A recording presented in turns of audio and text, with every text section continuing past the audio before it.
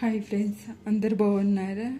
ఈరోజు వీడియో వచ్చేసరికి ఎర్రశనగల కర్రీ ఎలా చేయాలో చూపిస్తాను, చూడండి ఫ్రెండ్స్. కర్రీకి కావాల్సిన ఐటమ్స్ అన్నీ ముందుగానే కట్ చేసి పెట్టుకున్నా. ఒక పెద్ద సైజు ఆనియన్ ఒకటి తీసుకోవాలి, ఒక టమాటో, ఒక పొటాటో, ఒక 4 పచ్చిమిర్చి, కొంచెం కొత్తిమీర, కొంచెం కరివేపాకు తీసుకోవాలి. అలాగే 1 కప్పు శనగలు తీసుకోవాలి, 1 టీ స్పూన్ అల్లం వెల్లుల్లి పేస్ట్ తీసుకోవాలి. స్టవ్ ఆన్ చేసుకొని దాని మీద కుక్కర్ పెట్టుకోవాలి. కుక్కర్ హీట్ అయిన తర్వాత కొంచెం ఆయిల్ పోసుకోవాలి.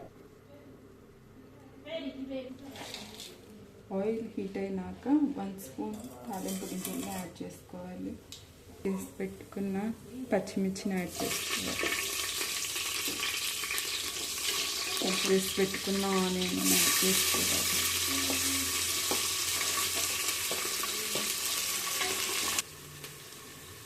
ఆనియన్స్ కొంచెం ఫ్రై అయిన తర్వాత కర్రీ లీవ్స్ యాడ్ చేసుకోవాలి. ఆనియన్స్ కొంచెం ఫ్రై అయిన తర్వాత 1 స్పూన్ అల్లం వెల్లుల్లి పేస్ట్ వేసుకోవాలి. దాన్ని పచ్చివాసన పోయే వరకు ఫ్రై చేసుకోవాలి. అల్లం వెల్లుల్లి పేస్ట్ ఫ్రై అయినాక కట్ చేసి పెట్టుకున్న టమాటాని యాడ్ చేయాలి.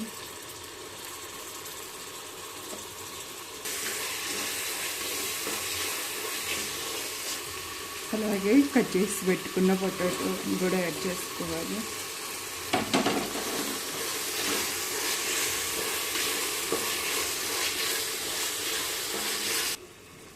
అలాగే నానబెట్టుకున్న శనగల్ని యాడ్ చేయాలి.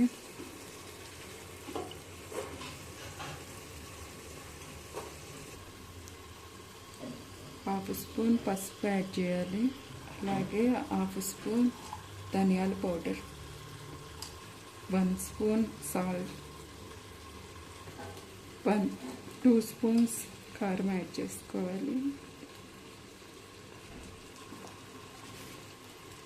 అలాగే half spoon garam masala add చేసుకోవాలి. అలాగే మొత్తాన్ని మిక్స్ చేసుకోవాలి.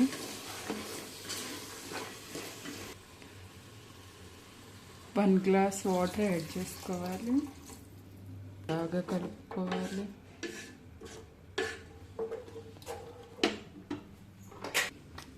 మూత పెట్టుకొని 3 విజిల్స్ వచ్చే వరకు ఉడికించుకోవాలి.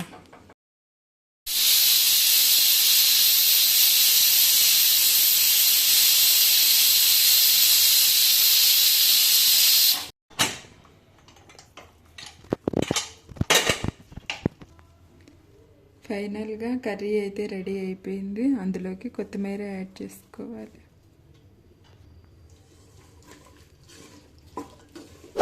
మంచిగా కలుపుకొని వేరే బౌల్లోకి తీసుకోవాలి. సింపుల్ అండ్ టేస్టీ ఎర్రశనగల కూర అయితే రెడీ అయిపోయింది. దీన్ని చపాతీలోకి, పూరీలోకి కూడా వేసుకొని తింటే చాలా బాగుంటుంది. నేనైతే రైస్లోకి ట్రై చేశాను. వేడివేడి అన్నంలో కర్రీ వేసుకొని తింటే చాలా బాగుంది. మీరు కూడా ఒకసారి ట్రై చేసి ఎలా వచ్చిందో నాకు కామెంట్ చేయండి ఫ్రెండ్స్.